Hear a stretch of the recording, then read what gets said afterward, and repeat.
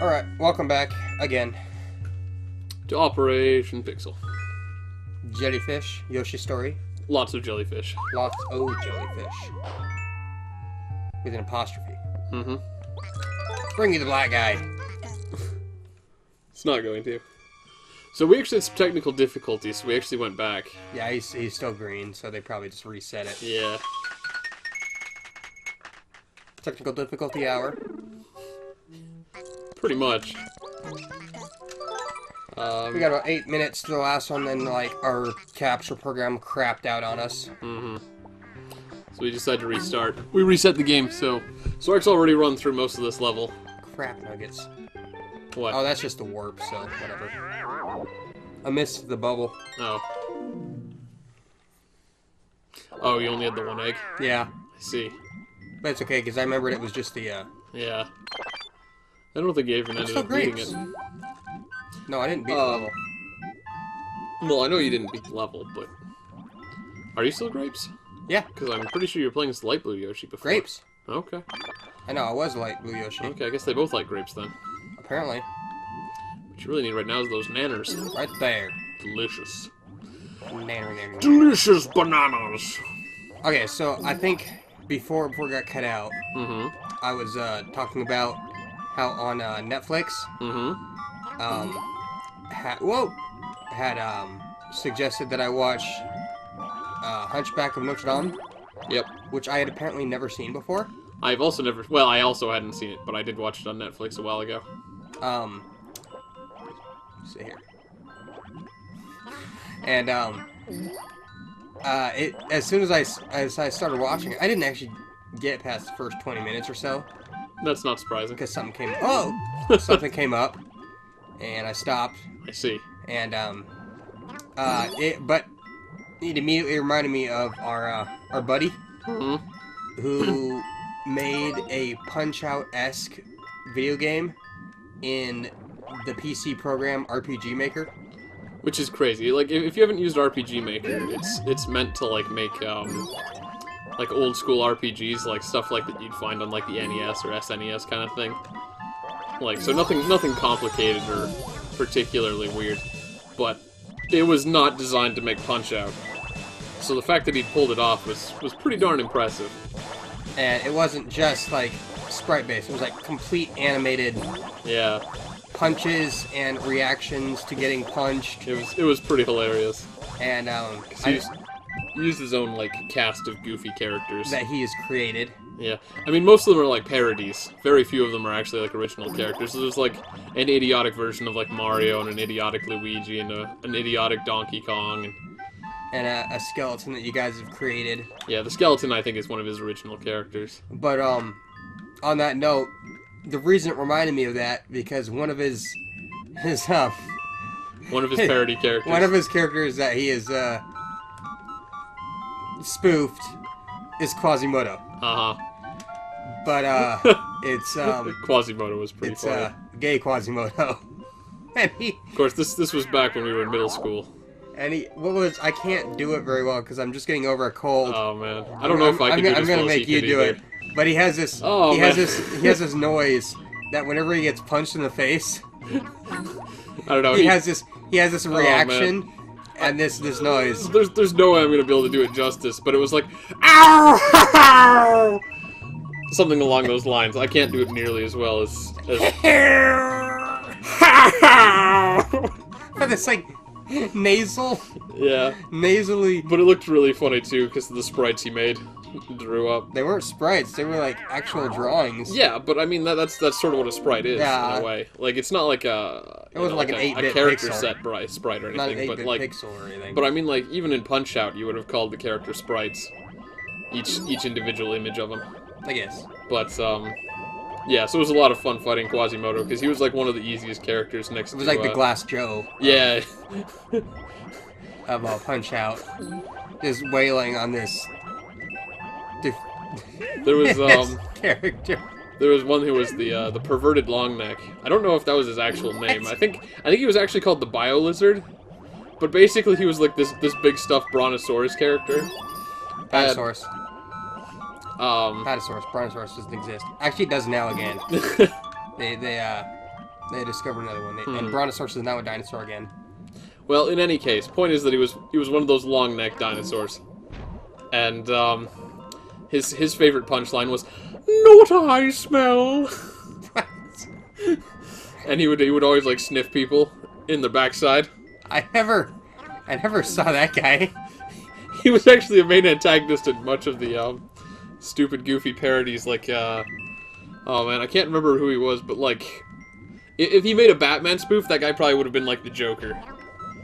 I don't remember any of that. Oh, man. The thing is that, like, I mean, I've described it as, like, my friend's bizarre canon. Because it's almost like he's got this cast of, like, Marvel characters, and all of them are ridiculous and stupid and really bizarre. And then they all have, like, this weirdly distinct personality. I remember one of the other ones was, Abooga Booga. I don't remember that guy either. Abooga Booga was the main character in the, WWIF series, which was Worldwide Idiots Fighting. Yeah, that was the name of his game that he made, right? Yeah, that's what the game was based off of, was WWIF. And Abooga Booga hosted a tournament where he invited all the world's biggest idiots to go beat each other up. This was like the Shao Kahn of Mortal Kombat. Yeah, sort of. Except the thing is that he completely rigged it in his favor because he'd written all the rules right, and basically the rules said that he wins. No matter what? Yeah, pretty much. So he'd let them all beat each other up and then fight them in the championship round, where he would basically disqualify them if they started winning. But the only real ones I know is Jay Quasimodo. There was one other one, I can't remember the name, and then the main one that I remember from you guys. Squiggly Wiggly. Squiggly Wiggly. Squiggly Wiggly was great. Squiggly Wiggly is just like a really dumb skeleton. Yeah, I remember you pointed out Squiggly Wiggly at one point. The main reason I know is because your mom got this for a Halloween party that you had. Yeah, a long time ago. This, like, something from Amazon or whatever. Yeah. A giant bucket. I don't know. It was like a bag of like 12 or something. Well, there was a lot for when we were kids. Yeah. Everybody got one. But these stupid, like, oh wait, I gotta open it. These stupid plastic skeletons. They're really dopey looking. Very dopey looking. And then the funniest part was when you pinch the head, because they were like this plastic. Yeah, thin rubber stuff. Yeah. It would squish. And then he had this really dumb look on his face. And all you could see was the skeleton smile that is pinched flat. Yep. So all you saw was derp. Stupid looking face. Yeah. From what was supposed to be like this glow in the, was it glow in the dark? No, it wasn't glow in the dark. It looked like it might have been. No, it wasn't. But this stupid looking skeleton. Yeah. And it was just those, so funny. Those figures were perfect for the kind of stuff that Squiggly Wiggly did. We made a short movie of him basically just getting murdered done. Like that's what else I was gonna bring up. We ran him over with a car and covered him in a peanut butter and got my dog to chew on him and like we basically just murdered that skeleton. What was the little hand puppet? The Yoda? Yoda puppet, yeah. What did he have a name? I don't know. It might have just been called Yoda, because like in my friend's lore, Yoda was just like a really goofy character. I think he. What did you say earlier to me? It was a cannibalistic hand puppet. Yeah, it was very much like a barbaric kind of cannibalistic kind of Yoda puppet. I mean, it was still Yoda, but like just a little plastic hand puppet. It would just burst out of the bushes and like start eating people and stuff like that, like Squiggly Wiggly. Do you still have those? What, a Squiggly Wiggly? The movies. I probably have them around somewhere, but on your old tape camera. Yeah, maybe somewhere. God, I want to watch this again. Look, the thing is that wasn't that one like 2 hours, an hour long or something like that? I don't know. Look, the thing is, I remember specifically Squiggly Wiggly getting hunted down and eaten by Yoda. Yeah. It was like a short movie. It was about like 20 minutes, and it wasn't too bad. But the main feature was Squiggly Wiggly's quest for beans. Which was the like an hour and a half at least of us just killing the skeleton figure. Just finding ways to torture it. And everyone I showed that to was like, oh, this is funny. And then like, 20 or 30 minutes in, they're like, I've got better things to do than watch this. I mean, obviously, we did that when we were in middle school, and we had no idea of, like, narrative context, or... Didn't, you and I did our own version of Pokemon Snap with a camera, too. Yeah, it wasn't a movie, but yeah, No, we took it was a bunch pictures. Of pictures, yeah. Like, we would waste film posting, your mom had a collection of Pokemon, like, stuffed animals. Yeah. And we would pose them in areas and make our own version of Pokemon Snap pictures, like candid pictures. Ouch. Look, you're gonna die. Haha. And I remember one of my favorite ones was Meowth. Oh wow, this guy's becoming... He was the one hanging off like the doorbell or something, right? Yeah. Yeah, he was. We oh, had you're this gonna die. We had this little doornail kind of thing, and we hung him by his tail. Oh, I guess the black ones hurt me. More racism. These black guys are thugs. But yeah, we hung the Meowth in the middle and hung it down like he was reaching for the doorbell doing a prank call. Oh, you're super happy. I know. You're invincible. I know. Go. I know how to play. Go. Shut up. Go. I know how to play. No, I'm not. I hate you. Anyways. But yeah, we had a lot of fun with cameras. Yep. We did all sorts of shenanigans. Oh, you remember World War III? Yeah. Of course I remember World War III. I think that one's still up, isn't it? Yeah, it's probably Is it online on somewhere. I think you might have put it on your channel at some point. I think it might still be up there. Yeah. We'll have to find those, because, like, I probably still have, I think it's on Epic Penguin. Maybe. I don't know. I'll look around, because I think I actually ran into, like, the Tardbot movies I made at one point. Oh my god, I forgot about those! Yeah, those ones were funny, because I basically used my friend's Canon, in a way, to try and demonstrate, because I got this program called The Movies. It was like a computer game sort of thing. That was so bad. The Movies program was, you know, it's not great. It's cool in theory that you could sort of, like, get, you know, make these actors and then, like, make a movie and stuff like that and whatever. But totally forgot about those, dude. The program had so many limitations that it just, like, wasn't great. But, you know, one of my friends was curious about it one time, so he asked. And so I threw together a short movie, called, like, Tardbot 3000 or something. And it was basically this Tardbot character who was going around trying to murder Squiggly Wiggly. And that's basically all of the entire gist of the story. But, like, for some reason, people actually enjoyed it. And you still have those? Yeah, I found them the other day. You should post them. Maybe I will. I gotta watch them again. I think I remembered. Oh! They're not great. They're about as bad as I remember, and I'm still not sure why some people actually enjoyed them. It reminds me of, what was it, the game you played on RPG Maker that everybody liked? Farmer's Coming? Oh, Farmer's Coming. Yeah, that was a RPG Maker game that I made. It was a very standard RPG, but it was really stupid. Because the entire gist of that game... Was it Barf and Vom? No. The main character's name was Pug. Pug and Vom. Yeah, Pug and Vom were the two main chickens.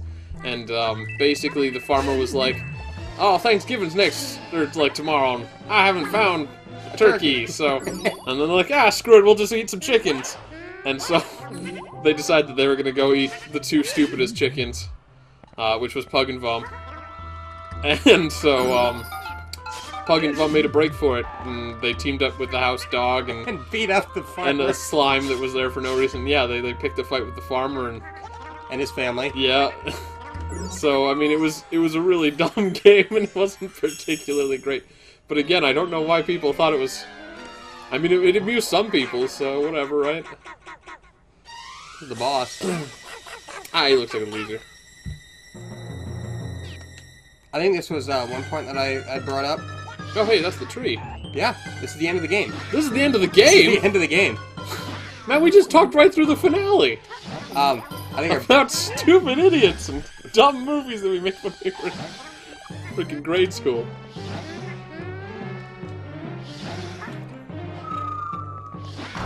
I think I brought it up at one point, though, that it was kind of funny that,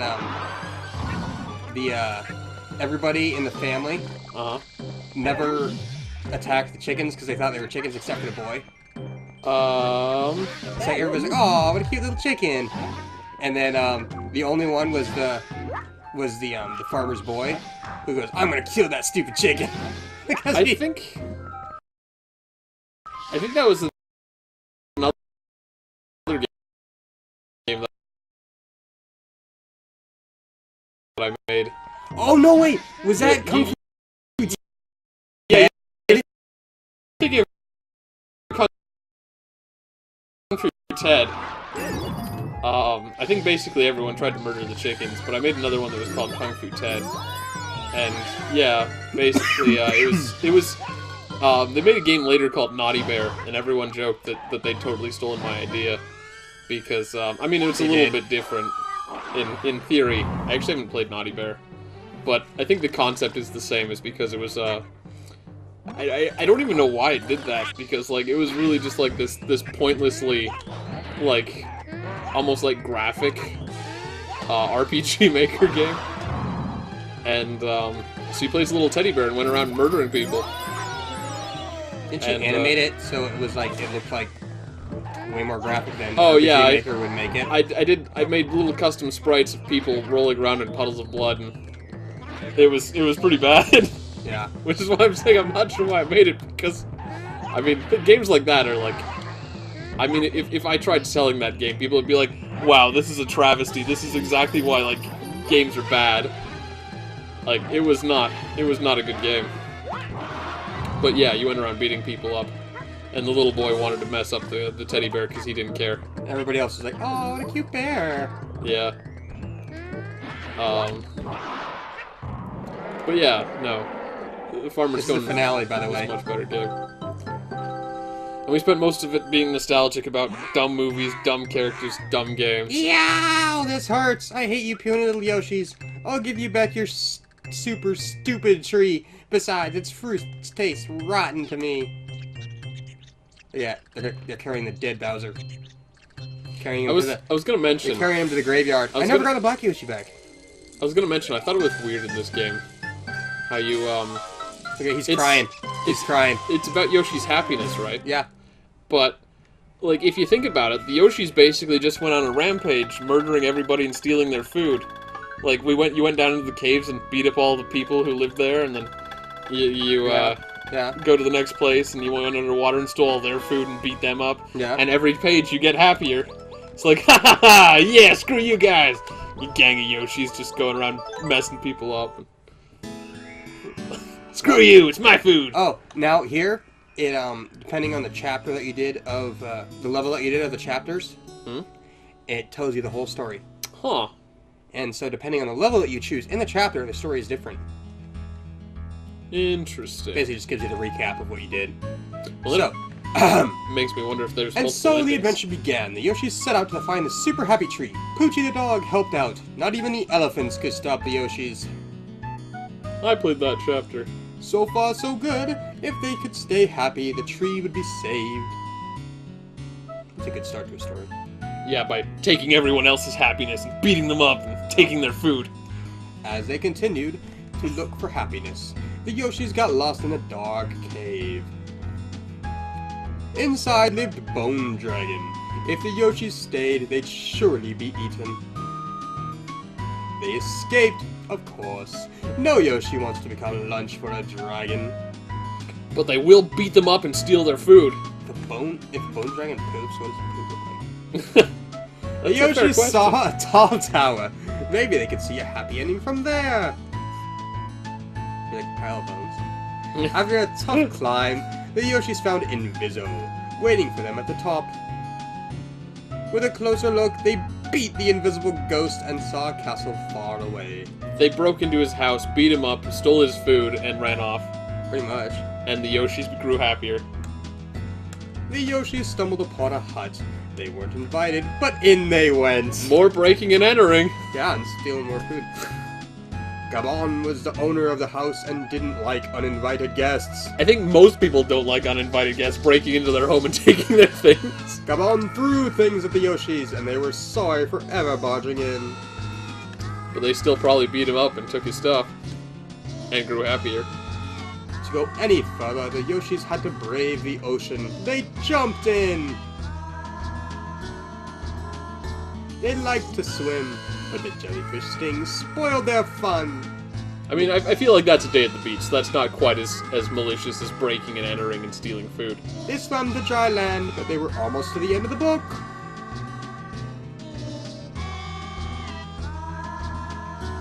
The Yoshis finally got to the castle of the final page of the storybook. Behind all the noisy machines, Baby Bowser guarded the tree. Bowser was a tough baby, but the bad guys finished last. The Yoshis won. So, the Yoshis broke into the castle and beat up a child. Yep. All's well that ends well. The Yoshis had broken Bowser's spell. The super happy tree was back. They jumped for joy with their fruity snack. Why? Why didn't they invite the black Yoshi? The Yoshis lived happily ever after. If the black Yoshi was alive, he would be jumping there. Oh, okay.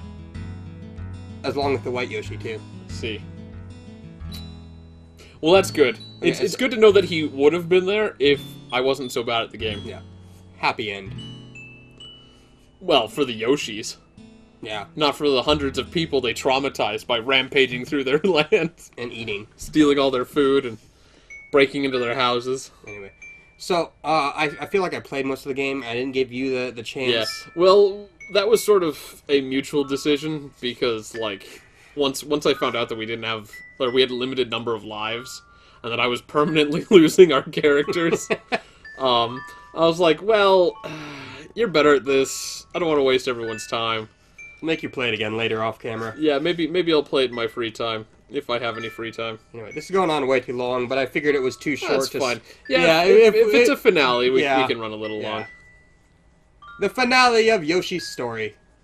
I like this a lot as a kid. It was just so simple and easy. Yeah, I can imagine this being fun, especially because there's apparently different paths, right? Yeah. You know, especially if you get good at it and don't lose the black Yoshi because you're garbage at the game. I imagine that'd be kind of fun. Yeah. I'm gonna have to give you a shot later off camera. Yeah, maybe one of these days I'll sit down and learn how to not be bad at games I've never played. Anyway, so that's Yoshi's story. One more off the list. Yep. Oh, hey, look, I got number one. You got number one. Because we erased it. Yep. But I'm number one. Congrats. Ark is better than Oot. No!